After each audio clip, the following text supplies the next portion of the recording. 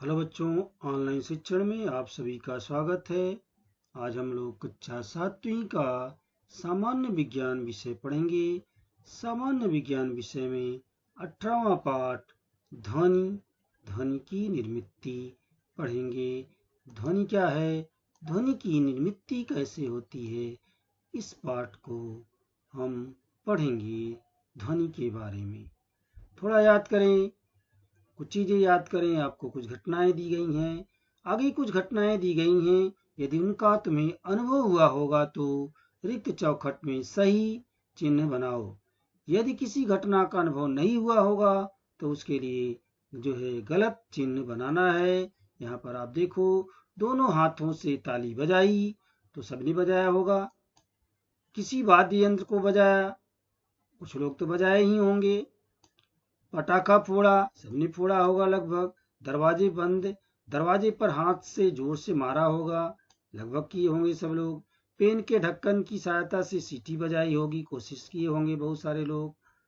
Mobile बजते समय उस पर हाथ रखा होगा, मोबाइल जो बज रहा होगा तो उसमें हाथ भी रखा होगा। घंटी पर आघात करते ही आवाज निर्माण हुई। घंटी पर जैसे आपने आघात किया, मारा, तो आवाज भी निर्माण हुई। धातु के किसी बर्तन की गिरने की आवाज उत्पन्न हुई, आवाज सुना ही होगा।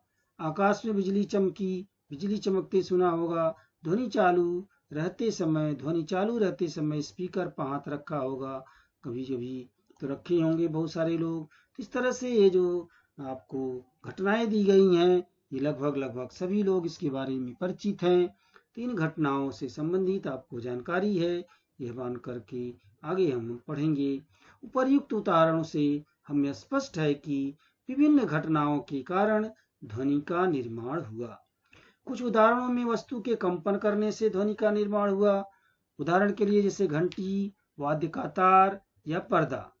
पटाखा फोड़ना, ताली बजाना, बिजली का चमकना। जैसे कुछ उदाहरणों में कंपन प्रत्यक्ष रूप से महसूस नहीं होते, लेकिन वहां भी कंपन निर्मित होते हैं। ये सभी कंपन हवा के अणुओं को दिए जाते हैं और ध्वनि निर्मित होती है। तालाब के स्थिर पानी में पत्थर फेंकने पर लहरों का निर्माण होते हुए और उन्हें किनारे तक जाते हुए तो देखे ही होंगे। अगर कोई ऐसा किया होगा तो देखा ही होगा। कंपन इसी प्रकार हवा से हमारे तक पहुंचते हैं। कंपन इसी प्रकार हवा के माध्यम से हमारे कानों तक पहुंचते हैं और ध्वनि हमारे कानों तक पहुंचती है, जिससे हमें सुनाई देता है। यह ध्वनि हमें तभी सुनाई देती है। क्या तुम जानते हो, कुछ बातें हैं जिसे आप जानते हैं कि नहीं जानते हैं, इस पर विचार करिए।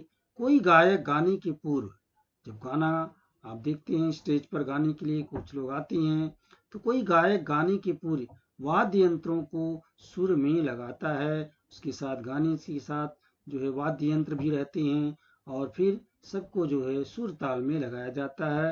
अर्थात वह क्या करता है, कोई गायक गाना शुरू करने से पहले तानपुरे के तार के तनाव को कम ज्यादा करके स्वर लगा देता है, ठीक करता है बराबर आवाज आ रही है कि नहीं आ रही है।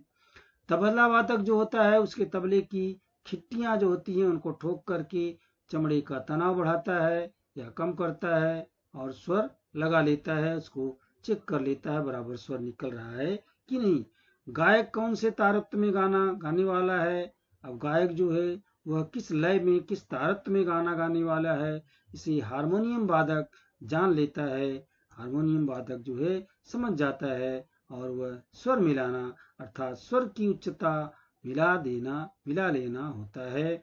जब समझ जाता है हारमोनियम वादक कि इस स्वर में गाना गायक गाएगा, उसी हिसाब से अपने हारमोनियम में वह अपना स्वर मिला लेता है।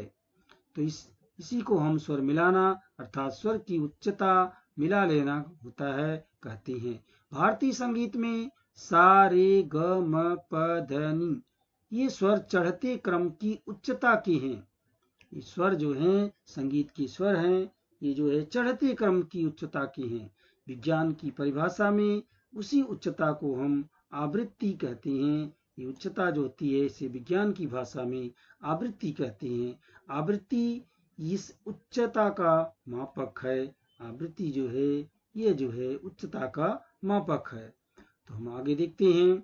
पिछली कक्षा में तुमने सीखा, यानी पिछली कक्षा में ध्वनि के बारे में कुछ चीजें हमने सीखा है। ध्वनि कैसे निर्मित होती है और वह किसी माध्यम से संचरित होती है। हमने सीखा कि ध्वनि जो है किसी माध्यम के द्वारा ही संचालित होकर के हम तक पहुंचती है, हमें सुनाई देती है। हमने यह भी देखा है कि ध्वनि के निर्माण के लिए वस्तु में कंपन होना आवश्यक है।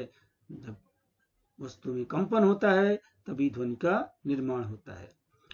प्रस्तुत प्रकरण में ये जो हम पढ़ने जा रहे हैं, प्रस्तुत प्रकरण में कंपन का अर्थ क्या है, ध्वनि का कम अधिक तारत्व, ध्वनि की तीव्रता और प्रबलता, इन संकल्पनाओं को हम जानेंगे समझेंगे।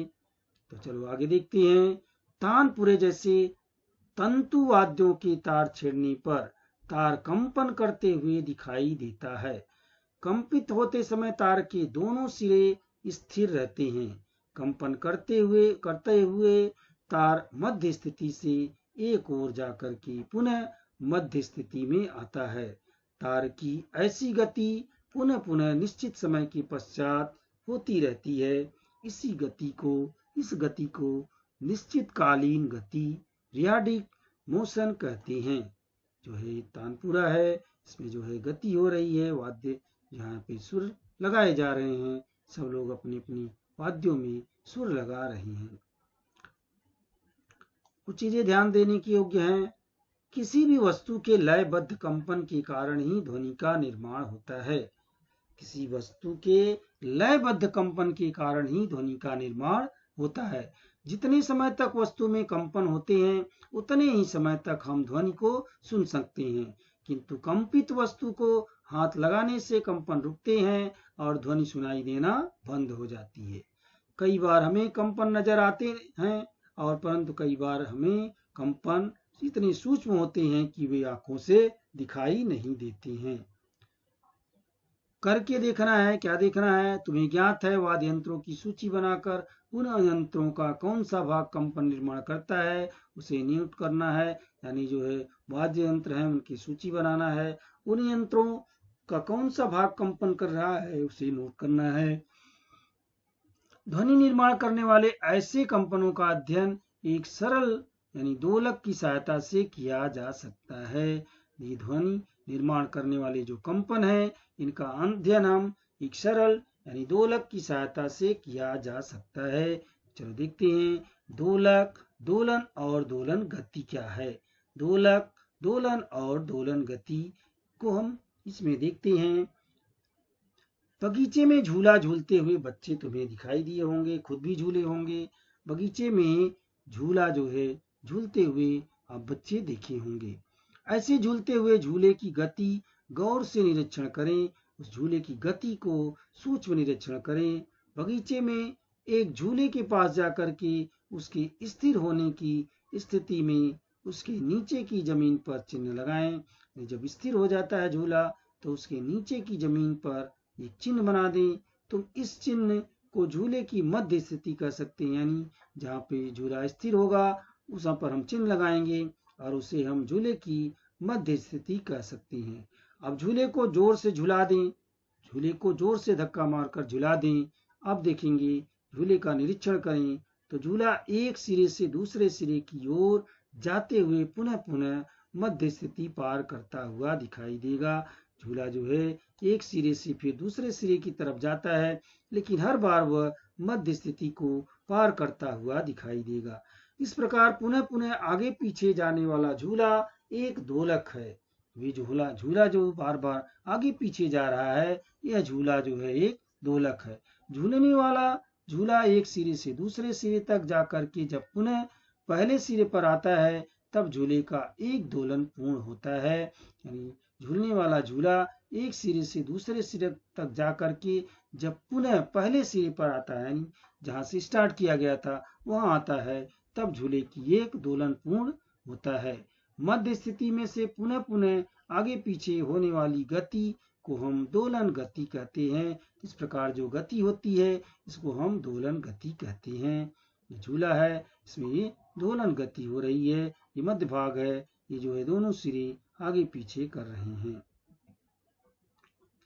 चीनी मिट्टी की या स्टील की खाली कटोरी लेकर के चित्र में दिखाए गए, जो ये चित्र दिखाया गया है, इसमें जो है इस तरह से के अनुसार एक रबड़ बैंड तान करके लगाओ। इसमें से जैसे रबड़ बैंड तान करके लगाया गया है, इस तरह से एक रबड़ बैंड तान कर लगाएं और अब रबड़ बैंड को झटका दें। रबड़ बैंड को थोड़ा झटका दें तो कम अधिक बल का उपयोग करके, थोड़ा ज्यादा बल कम बल का उपयोग करके यह कृति बार बार करें। यह करते समय रबड़ बैंड अधिक से अधिक कहाँ तक खींचा जा सकता है, इसका भी निरीक्षण करें।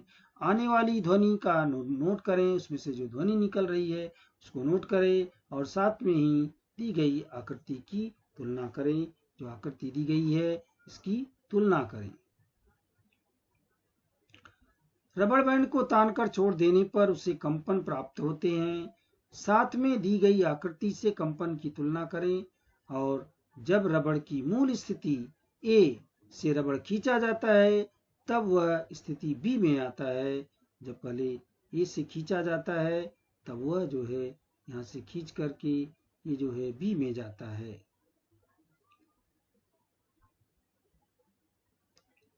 ए से रबड़ खींचा जाता है तब वह स्थिति बी में आता है। इस समय रबड़ वक्र स्थिति में आता है। मूल स्थिति अर्थात ए से रबड़ के खींचे जाने तक अर्थात बी तक की अधिक से अधिक दूरी को हम कंपन यानी आयाम कहते हैं। जब रबड़ पर अधिक बल लगाया जाता है तब वह अधिक खींचा जाता है अर्थात आयाम बढ़ता है। छोड़ दिए जाने पर ऐसे रबड़ पर कम बल लगाने पर वह कम खींचा जाता है, तब आयाम कम होता है। ऐसे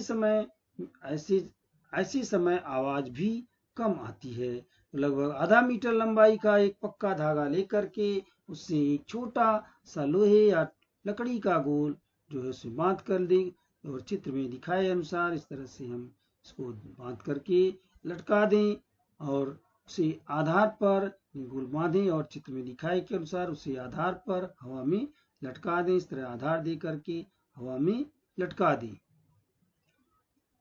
यह दोलक को जो दोलक है इसको हम लोलक पेंडुलम कहते हैं। जो लटकाए हैं इसी को हम लोलक यानी पेंडुलम कहते हैं।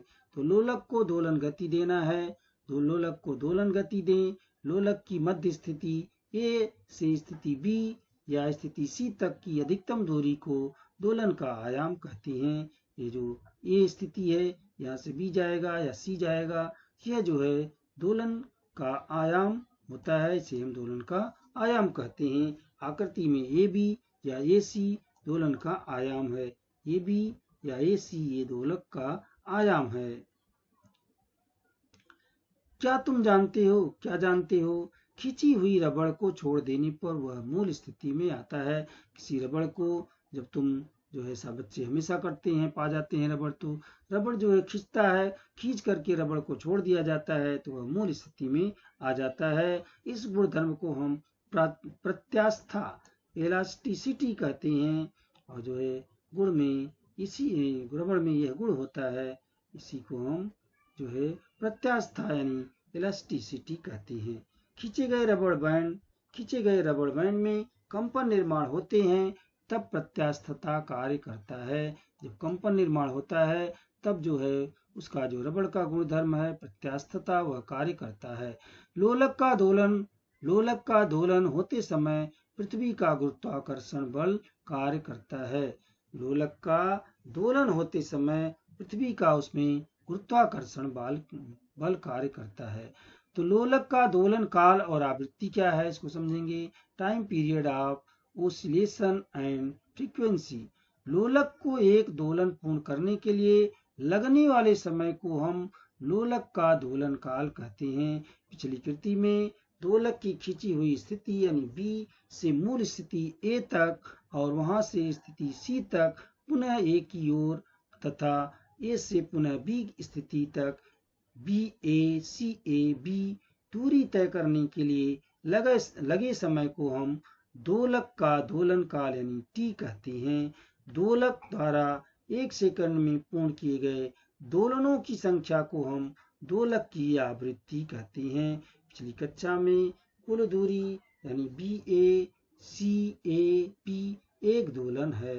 जो पिछली कृति है उसमें जो है बी से ए से सी से ए और ए से बी, ये जो है दोलन है, ये एक दोलन है। तो आवृत्ति को हम इस चिन्ह से दिखाते हैं, बराबर होता है 1/, दोलन काल यानी टी बराबर होता है 1/t, यानी आवृत्ति बराबर हो गया 1/t। 1 सेकंड में पूर्ण किए गए दोलनों की संख्या को हम आवृत्ति कहते हैं। 1 सेकंड में पूर्ण किए गए दोलनों की संख्या को ही आवृत्ति कहते हैं। आवृत्ति की इकाई हर्ट्ज, इसको इंग्लिश में HZ से दिखाया जाता है। उदाहरण के लिए 1 हर्ट्ज का अर्थ है 1 सेकंड में 1 दोलन, और 100 हर्ट्ज का अर्थ है अर्थात 1 सेकंड में 100 दोलन। ये जो है हमें समझ लेना चाहिए। आगे हम समझते हैं प्लास्टिक एक जो है कुछ करना है, करके देखते हैं। इस तरह से इमेज है, स्केल है, इस पर कृति करना है। क्या करना है, प्लास्टिक की एक स्केल को चित्र में दिखाए गए, जहाँ पे दिखाया गया है इस तरह से जो है चित्र में दिखाए के अनुसार टेबल पर ऐसे दबा कर रखें कि स्केल को का अधिकतर भाग बाहर रहे। इसको दबा के रखना है लेकिन स्केल का अधिकतर भाग बाहर रहे। अब तुम्हारे मित्र को स्केल का खुला भाग नीचे की ओर दबाकर छोड़ने के लिए कहें। स्केल का जो खुला हुआ भाग है उसे नीचे की तरफ दबा करके मित्र को छोड़ने के लिए कहें। तो क्या दिखाई देगा, तुम्हें क्या दिखाई देता है उसका निरीक्षण करो। अब तुम स्केल के उस बिंदु को उंगली से दबाओ। अब जो है ऐसा छोड़ने पर आप देखेंगे कि स्केल ऊपर नीचे जाएगा। अब फिर आगे कह रहे हैं कि तुम्हें क्या दिखाई देता है उसका निरीक्षण करो। अब तुम स्केल के उस बिंदु को उंगली से दबाओ जिसके कारण स्केल की आवाज बंद हो जाए। स्केल जो है बिंदु को हम स्केल का कौन से बिंदु को दबाना है जिससे कि स्केल में आवाज आना बंद हो जाए। अब स्केल को 10 सेंटीमीटर अंदर लेकर करके पुनः वही कृति करें। अब स्केल जो था उसके और 10 सेंटीमीटर अंदर लेकर के फिर से वही कृति करें। यानी पहली और दूसरी आवाज में आने वाले अंतर को नोट करें। पहली कैसी आवाज आई और अभी कैसी आवाज आई, दोनों के अंतर को हम नोट करें। आवृत्ति और आवाज की उच्चता में अंतर आता है। आवृत्ति और आवाज की उच्चता में अंतर आता है, उसे भी हम ध्यान में रखें। स्केल के खुले भाग की लंबाई कम करने पर क्या होता है उसे भी नोट करें। पहले कितना था, अभी स्केल का खुला भाग कम करने पर क्या हुआ, इसे नोट करना है। ये जो है चित्र के माध्यम में यहाँ पे ज्यादा खुला था, कम खुला, कम खुला, इस तरह से अंदर लेकर के गए हैं। हर बार इसका जो है इसको खींच करके इसका निरीक्षण करें और नोट करें। थोड़ा सोचें, क्या सोचें, क्या स्केल को टेबल पर किसी भी प्रकार से रखने पर ध्वनि उत्पन्न होगी? ऐसा नहीं है। क्या स्केल के खुले भाग की लंबाई और आने वाली आवाज के बीच कोई सहसंबंध है? तो है। यदि टेबल पर स्केल को 25 सेंटीमीटर बाहर रखा और उसे नीचे दबाकर छोड़ा तो क्या आवाज आती है? यदि आवाज नहीं होती तो इसका कारण ढूंढो। आवाज आती है। अगर हम 25 सेंटीमीटर बाहर ले जाकर के उसे नीचे दबाकर छोड़ें तो आवाज आएगी। अगर नहीं आती है तो उसका कारण ढूंढें। करके देखना है, क्या देखना है, पर्याप्त लंबाई का एक पक्का धागा लेकर के धागे को धातु का या लकड़ी का एक छोटा गोला बांध करके लोलक तैयार कर लें। लोलक के धागे की लंबाई सेंटीमीटर में नाप करके नोट कर लें। इस लोलक को आधार पर लटकाएं। अब इस लोलक को झुलाएं। 20 दोलन कितने सेकंड में पूर्ण होते हैं? 20 दोलन जो है कितने सेकंड में पूर्ण हो रहे हैं उसे नोट करें। उसे स्टॉप वॉच की सहायता से नोट करें। जो है कितना समय लगा स्टॉप वॉच की सहायता से निरीक्षण करके नोट कर लें। अब लोलक के धागे की लंबाई 10 सेंटीमीटर कम करके उपर्युक्त कृति यानी फिर से करें। ऐसी कृति को 4 से 5 बार करें। प्रत्येक समय लोलक के धागे की लंबाई 10 सेंटीमीटर जो है कम करके प्राप्त परीक्षणों की दी गई सारणी में नोट करें। यानी 10-10 सेंटीमीटर जो है हम लोलक की लंबाई को कम करके बार बार देखें और क्या होता है उसको हम नोट करें। तो और जो है नोट करके और आवृत्ति का मापन करें। तो इस तरह से इसमें हम उसको लिखें। तो इस आधार पर क्या स्पष्ट होता है, क्या जानकारी प्राप्त होती है? आवृत्ति और लोलक की लंबाई में क्या संबंध है, या आवृत्ति और लोलक की लंबाई में क्या संबंध है, कम आवृत्ति और अधिक आवृत्ति का क्या अर्थ है, यह स्पष्ट करें। जो है आप देखेंगे तो आवृत्ति और लोलक का संबंध है। अब लोलक की लंबाई 30 सेंटीमीटर स्थिर रख करके, अगर लोलक की लंबाई को हम स्थिर रख देते हैं तब क्या होता है। अब लोलक की लंबाई 30 सेंटीमीटर स्थिर रख करके एक दोलन के लिए आयाम को हम कम अधिक करें तो 20 दोलनों के लिए लगने वाला समय ज्ञात करें। कितना समय लगा, तो लोलक का दोलन काल और आवृत्ति ज्ञात करें। इसके लिए हम आगे दी गई तालिका का उपयोग कर सकते हैं। अनुक्रमांक, लोलक की लंबाई सेंटीमीटर में दी गई है, आयाम 20 दोलनों के लिए लगने वाला समय सेकंड में, लोलक का दोलन काल कितना है, आवृत्ति कितना है। इस तरह से टेबल में हम इसको जो है लोलक की लंबाई 30 सेंटीमीटर स्थिर रख करके आयाम को कम, थोड़ा ज़्यादा, ज़्यादा, बहुत ज़्यादा, अत्यधिक ज़्यादा, ऐसा करके यहाँ पे क्या स्थिति होती है नोट करके देखें। तो लोलक का दोलन काल यानी टी उसकी लंबाई पर निर्भर करता है। लोलक की लंबाई बढ़ाने पर लोलक का दोलन काल भी बढ़ता है। आयाम कम अधिक होने पर भी आवृत्ति स्थिर रहती है। ध्वनि का उच्च और निम्न तारत्व क्या है। चित्र में दर्शाए के अनुसार लगभग 80 से 90 सेंटीमीटर लंबा और 5 सेंटीमीटर चौड़ा एक तख्ता लेकर के उसको दोनों सिरों के पास कुछ सेंटीमीटर दूरी छोड़ करके 2 किले हथौड़ी की सहायता से ठोक दें। उन 2 किलों के बीच एक पतली तार खींचकर पक्की बांधें। चित्र में दिखाए अनुसार कीलों के पास तार के नीचे दोनों सिरों पर लकड़ी या प्लास्टिक का एक त्रिभुजाकार गुटका लटकाएं, गुटका सरकाएं जो है, और तार को एक हल्का सा धक्का दें। तार को हल्का सा धक्का दे करके छोड़ दें। क्या होता है, ये लकड़ी का तख्ता है, इसमें गुटके लगाए गए हैं, ये तार है। अब इसको तो क्या होगा, क्या तुम्हें आवाज सुनाई दी, क्या वह तार कंपित होता है, इसका निरीक्षण करें। अब लकड़ी के 2/3 चौकोन गुटके एक सिरे के त्रिभुजाकार गुटके के नीचे ऐसे सरकाओ कि तार की लंबाई में कोई अंतर न आए। इस तरह से लगाएं कि तार की लंबाई में कोई अंतर न आए। तो लकड़ी के गुटके के कारण तार के तनाव में कुछ परिवर्तन होता है। जब हम यहाँ गुटके लगाते हैं लकड़ी का तो तार के जो है लंबाई में परिवर्तन होता है, जो तनाव है तार का वो परिवर्तित हो जाता है। क्या, उसका निरीक्षण करें। जब उंगली की सहायता से तार को हल्का सा धक्का दें तो हमें सुनाई देगा। जब तार में जो है तनाव रहेगा तो आवाज सुनाई देगी, अगर तार ढीला रहेगा तो आवाज नहीं आएगी। तो कंपनों की ओर ध्यान दें। तो कंपनों की आवृत्ति में क्या अंतर महसूस हुआ उसे नोट करें। परीक्षणों के आधार पर क्या ज्ञात हुआ, तार का तनाव बढ़ाने पर आवृत्ति बढ़ती है और तनाव कम करने पर आवृत्ति कम होती है। यह निरीक्षण करके आप देख सकते हैं।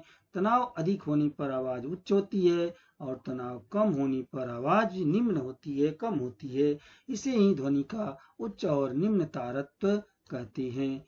तो सिंह की दहाड़, मच्छर की भिनभिनाहट में जो है से कौन सी ध्वनि तारत्व उच्च होगा, किसमें जो तारत्व उच्च होगा, तो सिंह की दहाड़ में होगा। सितार में उच्च तारत्व और निम्न तारत्व की ध्वनि के लिए क्या रचना होती है, सितार के अंदर कैसी रचना होती है। ध्वनि की तीव्रता, ध्वनि की प्रबलता क्या है। ध्वनि की सौम्यता उच्चता बताने के लिए ध्वनि की तीव्रता और ध्वनि की प्रबलता, इन दो पारिभाषिक संज्ञाओं का उपयोग किया जाता है। ध्वनि की प्रबलता का अर्थ है अपने काम को महसूस होने वाली, यानी अपने कान को महसूस होने वाली ध्वनि की तीव्रता। ध्वनि की तीव्रता ध्वनि के कंपनों के आयाम के वर्ग के समानुपाती होता है। उदाहरण के लिए आयाम को 2 गुना करने पर ध्वनि की तीव्रता 4 गुनी होती है। तो ध्वनि की प्रबलता को हम डेसिमल इकाई में मापते हैं। ध्वनि की तीव्रता का उपयोग करके गणितीय सूत्र के डेसिबल इस ध्वनि की प्रबलता का मान ज्ञात किया जा सकता है। अलेक्जेंडर ग्राहम बेल नामक वैज्ञानिक के कार्यों को सम्मानित करने के लिए ध्वनि की प्रबलता की इकाई का नाम डेसिबल यानी डीबी रखा गया है। यदि ध्वनि की तीव्रता कम तीव्रता 10 गुना बढ़ती है तो ध्वनि की प्रबलता भी 10 डेसिबल बढ़ती है। क्या तुम जानते हो सुनाई देने की शुरुआत जो है 0 डेसिबल से होता है। सामान्य श्वास 10 डेसिबल होता है जो सांस लेते हैं। 5 मीटर दूरी से फुसफुसाना ये 30 डेसिबल होता है। दो व्यक्तियों के बीच सामान्य रूप से संवाद होना ये 60 डेसिबल है। व्यस्त यातायात जो है होता है उसकी शोरगुल 70 डेसिबल होती है। सामान्य कारखाने का से आवाज जो है 80 डेसिबल आती है। जेट इंजन से 180 डेसिबल आवाज आती है। शोर होने की शुरुआत 120 डेसिबल से होती है। 1000 हर्ट्ज आवृत्ति और 100 डेसिबल से अधिक प्रबलता की ध्वनि के कारण सुनाई देती है। यानी 1000 हर्ट्ज आवृत्ति और 100 डेसिबल से अधिक प्रबलता की ध्वनि के कारण सुनाई देने की क्षमता पर अस्थायी प्रभाव होता है। इस कारण कुछ समय तक बहरापन आ सकता है। विमान के इंजन के पास कार्य करने वाले लोगों को इसका अनुभव होता है। तुम्हारी कक्षा में दो बच्चे आपस में बात कर रहे हैं और यदि सभी बच्चे एक ही समय आपस में बोल रहे हैं तो तुम्हें क्या अंतर महसूस होगा? सभी बच्चे एक साथ बोल रहे हैं तो क्या महसूस होगा? ध्वनि श्रव्य कौन सी ध्वनि श्रव्य है? मनुष्य को सुनाई देने वाली ध्वनि की आवृत्ति 20 हर्ट्ज से लेकर के 20,000 हर्ट्ज के बीच होती है। तुम्हारे कानों को वही ध्वनि सुनाई देती है। अश्रव्य ध्वनि हमारे कान हाथों के कानों वाली हलचल, वृक्ष से पत्ते गिरने से होने वाली हलचल में क्या अंतर है ये देखा होगा। एक सेकंड में 3-4 बार दोलन हो, इस अनुसार दोलन को झूला दो और कुछ आवाज आती है। इसका निरीक्षण करो। तो 3 से 4 दोलन एक सेकंड में अर्थात 3 से 4 हर्ट्ज आवृत्ति की ध्वनि होगी। मनुष्य 20 हर्ट्ज से कम आवृत्ति की ध्वनि नहीं सुन सकता है। और दिए गए उदाहरणों में दोलन तो हुआ पर ध्वनि सुनाई नहीं दी। इसका अर्थ है कि ध्वनि 20 हर्ट्ज से कम आवृत्ति की है। जिस ध्वनि की आवृत्ति 20 हर्ट्ज से कम होती है उस ध्वनि को हम अश्रव्य ध्वनि कहते हैं। 20 हर्ट्ज से कम आवृत्ति की ध्वनि भेड़, मछलियां, हाथी, गैंडा इन प्राणियों द्वारा निकाली गई होती है। और अश्रव्य ध्वनि क्या होती है? ये जो है ध्वनि 20,000 हर्ट्ज से भी अधिक आवृत्ति वाली ध्वनि को हम पराश्रव्य ध्वनि कहते हैं। इस प्रकार की ध्वनि को मनुष्य सुन नहीं सकते परंतु कुछ प्राणी उदाहरण के लिए कुत्ता इस ध्वनि को सुन सकता है। अधिक जानकारी के लिए यह सिद्ध हुआ है कि मनुष्य को सुनाई न देने वाली अश्रव्य ध्वनि द्वारा हाथी 10 किलोमीटर की दूरी तक आपस में वार्तालाप करते हैं। ऐसा माना जाता है कि कुत्ते व अन्य प्राणियों को भूकंप आने की पूर्व सूचना पराश्रव्य ध्वनि के द्वारा प्राप्त होती है। इससे संबंधी अधिक जानकारी इंटरनेट के माध्यम से कर सकते हैं। पराश्रव्य ध्वनि का उपयोग कहाँ कहाँ होता है? चिड़ियों यानी घड़ियों के सूक्ष्म भाग और आभूषणों की स्वच्छता करने के लिए होता है। शरीर के अंदर के भाग देखने के लिए होता है। मस्तिष्क की गांठ पहचानने के लिए होता है। धातु के दोषों को पहचानने के लिए होता है। रडार तंत्र में इसका उपयोग होता है। कुछ सूक्ष्म जीवों और कीटकों को मारने के लिए भी होता है अल्ट्रासाउंड का उपयोग। समुद्र का तल या जहाज की स्थिति पहचानने के लिए जो है हम सोनार, साउंड नेविगेशन एंड रैंगिंग प्रणाली का उपयोग किया जाता है। क्या तुम जानते हो? कौन सी चीज जानना है जरूरी है। यहाँ पर आप चित्र देख रहे हैं, ध्वनि की आवृत्ति दिखाई गई है। ध्वनि के उच्च और निम्न तारत्व की आवृत्ति से सीधा संबंध है। दिए गए आलेख से हमें ध्वनि की आवृत्ति और जो है अश्रव्य, श्रव्य तथा पराश्रव्य ध्वनि के बारे में अधिक जानकारी प्राप्त होगी। यहाँ देखेंगे, यहाँ पर ये नीली भेल है। यहाँ पे अश्रव्य ध्वनि है। ये जो है वायलिन है, बांसुरी है। मनुष्य की श्रव्य ध्वनि है, इधर श्रव्य ध्वनि है, इधर अश्रव्य ध्वनि है। इसमें से जो है ये 4 है। ये जो है 20 हर्ट्ज तक होता है। और ये जो है भेल मछली यानी नीली भेल है। और यहाँ पे वायलिन, बांसुरी, मनुष्य की श्रव्य ध्वनि जो है ये 256 है और ये जो है 2048 है। यहाँ पे देखेंगे जो है 20,000 हर्ट्ज दिखाया गया है। इसमें जो है डॉल्फिन, चमगादड़, यहाँ पे पराश्रव्य ये जो है इससे भी ज्यादा होती है। तो यहाँ पर ध्वनि की आवृत्ति हर्ट्ज में दिखाई गई है, जो है ये 4 से 20 तक दिखाया गया है। यहाँ पर 20 से 20,000 तक दिखाया गया है। इसमें कौन सी आवाज कितना निकलती है वो भी दर्शाया गया है। यहाँ पर जो है डॉल्फिन, चमगादड़ और इनके द्वारा पराश्रव्य ध्वनि जो निर्माण होता है ये 20,000 से लेके 5,24,288 तक की होती है। तो इस तरह से आवृत्ति यानी हर्ट्ज का हमने जो है अध्ययन किया। आज का सेशन यहीं पे समाप्त करते हैं। धन्यवाद।